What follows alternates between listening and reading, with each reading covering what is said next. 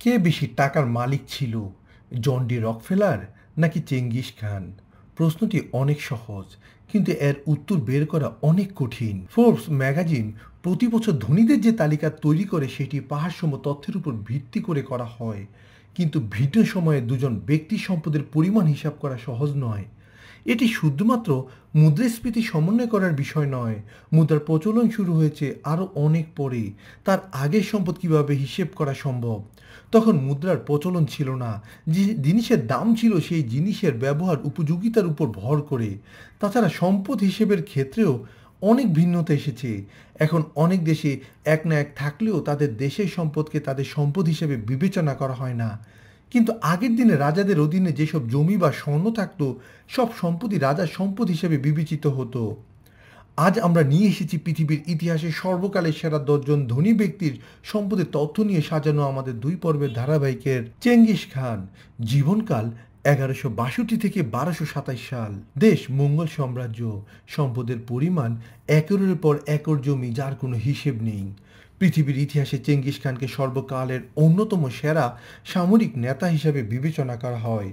Genghis খানের সাম্রাজ্য বিস্তৃত ছিল সুদূর চীন থেকে ইউরোপ পর্যন্ত। এত বড় সাম্রাজ্যের মালিক হলেও অনেক ইতিহাসবিদদের মতে চেঙ্গিস খানের সম্পদের পরিমাণ সেই তুলনায় কম ছিল। এটির একটি কারণ হচ্ছে চেঙ্গিস খান তার লুটপাটের মাল সৈন্য সামন্ত এবং অন্যদের সাথে ভাগ বাটোয়ারা করতেন। এই বিষয়ে প্রফেসর মরিস রোসাব্বির বলেন, চেঙ্গিস খানের সাফল্যের একটি রহস্য ছিল তিনি তার লুটকৃত মালামাল সৈন্য এবং কমান্ডারদের সাথে ভাগাভাগি করতেন। আধুনিক যুগের আগের অন্য সৈন্যদের মতো চেঙ্গিস খানের সৈন্যদলের ব্যক্তিগতভাবে লুট করে নেওয়ার কোনো অনুমতি ছিল না, বরং কোনো জায়গা দখলের পর তারা সমস্ত লুট সরকারি কোষাগারে জমা দিত এবং পরবর্তীতে সবার মাঝে ভাগ করে দেওয়া হতো। চেঙ্গিস খানও এই লুটের ভাগ পেত, কিন্তু যেটুকু পেত সেটি তাকে অনেক ধনীতে পরিণত করেনি, বরং তিনি খুব সাধারণই ছিলেন। তিনি নিজের জন্য বা তার পরিবারের জন্য কোনো প্রাসাদ বানাননি কোনো মন্দির অথবা রাজকীয় কবর। জ্যাক ওয়েদারফোর্ড আরও বলেন, তিনি তাঁবুতে জন্মগ্রহণ করেছিলেন, আবার মারাও গেছেন সেই তাঁবুতেই, একজন সাধারণ মানুষের মতোই। Bill Gates. মার্কিন যুক্তরাষ্ট্রের বিল গেটস 1955 সালে জন্মগ্রহণ করেন।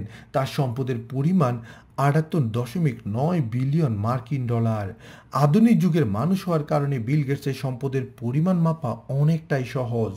ফোর্বসের মতে বর্তমান দুনিয়ার অন্যতম সেরা ধনী মাইক্রোসফটের প্রতিষ্ঠাতা বিল গেটস, যার সম্পদের পরিমাণ অন্যান্যদের তুলনায় 8 বিলিয়ন ডলার বেশি।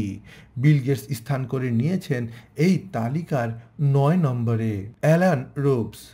জীবনকাল 1040 থেকে 1093। দেশ ইংল্যান্ড। সম্পদের পরিমাণ 194 বিলিয়ন মার্কিন ডলার। অ্যালান রুফুস ছিলেন উইলিয়াম দ্য কনকোয়ারারের ভাতিজা। খুব অল্প বয়সে তিনি তার চাচার সাথে বিশ্ব জয় করেন। The richest of the rich বইয়ের লেখক ফিলিপ বেরেসফোর্ড এবং বিল রুবেনস্টেইনের মতে মারা যাওয়ার সময় রুফুস 11,000 পাউন্ডের মালিক ছিলেন, যেটি সে সময় পুরো ইংল্যান্ডের মোট জিডিপির প্রায় 7% ছিল। আমরা যদি 2024 সালে ডলার মূল্যে রূপান্তর করলে যেটির মূল্যবান দাঁড়ায় 194 বিলিয়ন মার্কিন ডলারে, যা তাকে বিশ্বের সর্বকালের সেরা ধনীর 8 নম্বরে রেখেছে। জন ডি রকফেলার। জীবনকাল 1839 থেকে 1937। দেশ মার্কিন যুক্তরাষ্ট্র। সম্পদের পরিমাণ 341 বিলিয়ন মার্কিন ডলার। জন ডি রকফেলার আমেরিকাতে তেল ব্যবসা শুরু করেন 1863 সালে এবং 1880 সালের মাঝে তার কোম্পানি আমেরিকার প্রায় 90% তেল উত্তোলনের সাথে জড়িত ছিল।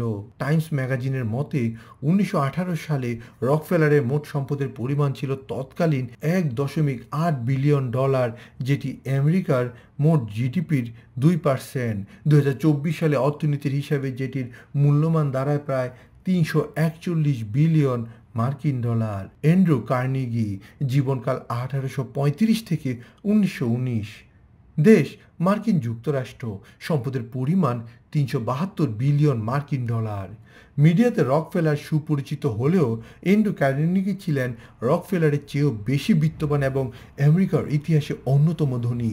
১৯০১ সালে এই স্কটিশ আমেরিকান ইমিগ্রেন্ট তার কোম্পানি ইউএস স্টিল জেপি মর্গানের কাছে বিক্রি করেছিল ৪৮০ মিলিয়ন মার্কিন ডলারে, যেটি সে সময়ে আমেরিকার মোট জিডিপি ২.১ সমমান ছিল এবং ২০২৪ সালে যার মূল্যমান দাঁড়ায় ৩৭২ বিলিয়ন মার্কিন ডলারে, যা তাকে বিশ্বের সর্বকালের সেরা ধনীর ৬ নম্বরে রেখেছে।